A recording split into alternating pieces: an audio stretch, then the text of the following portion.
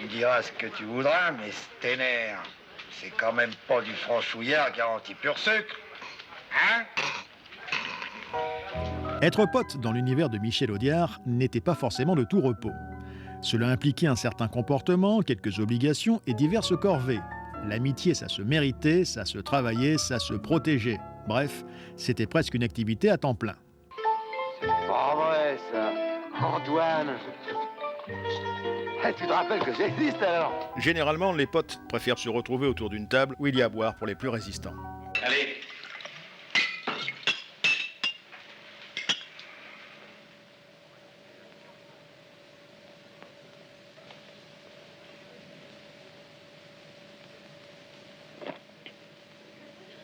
Faut reconnaître. C'est du brutal. Une fois réunis, les potes envisagent l'avenir de l'humanité, parlent philosophie orientale et entonnent de grands airs d'opéra.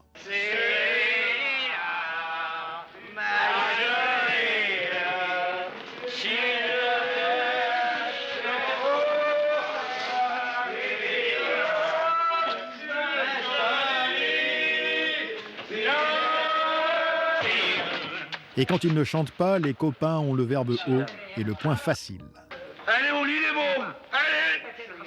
Marek reste seul. Et il vous emmerde, Marek. Ce qui caractérise les potes à la Audiard, c'est leur sérieux, imperturbables qu'ils sont, jamais moqueurs, à peine taquins.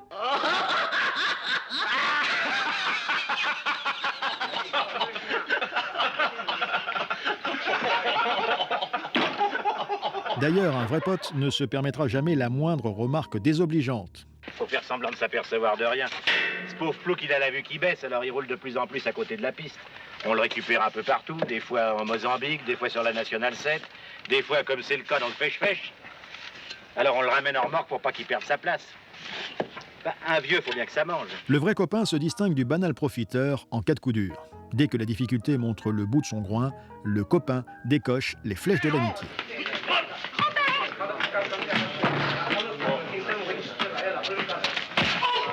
Et si les ennuis sont d'ordre financier, mieux vaut s'adresser à un pote qu'à une banque, c'est plus rapide et moins contraignant.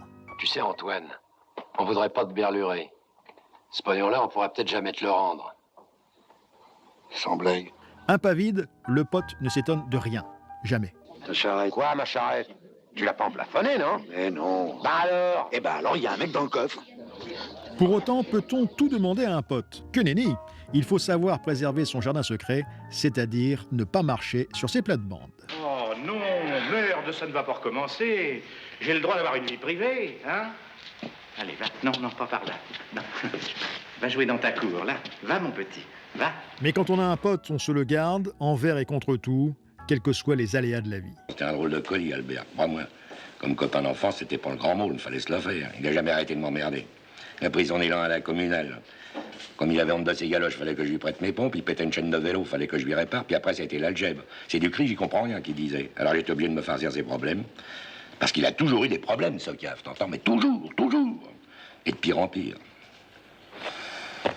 Mais qu'est-ce que tu veux? C'était mon pote. Ce qu'il faut avec lui, c'est attendre qu'il s'épuise. Et surtout pas moufter. Hein. Si jamais t'as le malheur de dire un mot, un seul, c'est comme si tu mettais 2 thunes dans le bastringue, ça s'arrête plus. Inutile de se fourrer le métacarpe dans le globe oculaire, le pote change avec le temps, ce qui ne signifie pas forcément qu'il se bonifie. Rappelle-toi, Rocco, à Tampico, à Murcie, à Caracas, eh ben on partageait tout. Les risques, le pognon, les filles. Et là, tu t'es tiré au petit matin en faux jeton sans rien dire. Finalement, pour garder un pote, il faut savoir discuter sereinement avec lui, aborder franchement tous les problèmes.